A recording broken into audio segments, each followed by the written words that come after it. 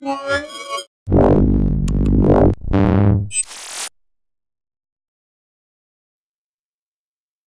I'm Roland with Mobile Geeks, checking out the new Acer Liquid E700 at Computex 2014. And what we have right here is a very special handset because this is actually a triple SIM smartphone with pretty decent specs. But first, let me tell you about the general hardware. We're talking about a 5-inch screen right here that has a 720p resolution. It's an IPS panel. It is a pretty bright screen and it does have pretty good viewing angles since it's an IPS panel. Although it looks like a dual speaker setup, we only have one speaker. That's the one at the bottom right there. The design might remind you of the flagship smartphones of another Taiwanese company whose name happens to be HTC, I guess. But Acer is trying to differentiate from that with a bunch of special features. For example, they're integrating a front camera with 2 megapixels and an LED front flash right here. So even for selfies, they have a flash on the front. If you ever feel like taking selfies in the dark, there you go. That's Acer's got your back right there.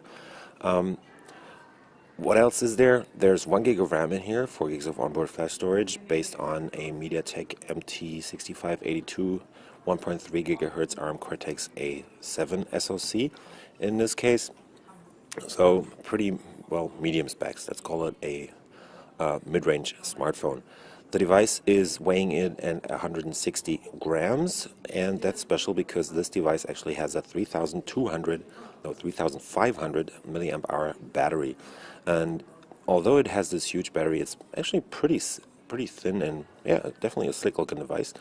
Totally made out of plastic, but doesn't feel cheap or anything. It's coming out for just under 200 euros. It's starting at 199 in Europe when it's available in July. I guess for the US market, you're looking at pretty much the same price, only in US dollars, so it's $199 would be my guess whenever or if it ever makes it to the US. What's also pretty interesting about this one is that this is, although it's a MediaTek device, like all the other Acer devices on MediaTek's platform, it's actually running Android 4.4.2 KitKat, so they have actually managed to move to KitKat with support of MediaTek because they have a very, very deep partnership with the Taiwanese chip manufacturer. Let's take a quick tour around the device. So we have these capacitive touch buttons down here. There's also the option to activate the on-screen buttons in the menus. Down here you have a front-facing speaker. So Acer is trying to put front-facing speakers on most of their smartphones this year. On most of them, they actually manage that. There's only the Jade where it's on the back, actually. Then that 720p IPS panel I told you about, again, looking like a speaker, but not really being a speaker. That's the earpiece up here. Camera and flash right there. We have the power button up on top. Right next to that is the 3.5mm headset jack, and on the side you get the volume rocker down there and the micro USB port also on the side here. There's nothing on the bottom, but you can remove the back, and nothing on the left. On the back we have an 8 megapixel camera combined with a flash, and this is again Acer's quick button, so if you press that button there should be some app launching. I guess in this case it's the camera app, yeah, right there. They're using their own camera app, but since it's not a final version, I'm not going to show you that.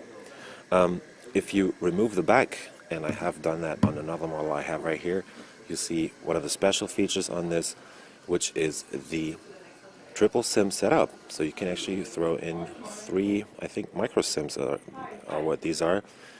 So you can have up to 3 different SIM cards on this device. There's also a micro SD card slot right there, and again the camera.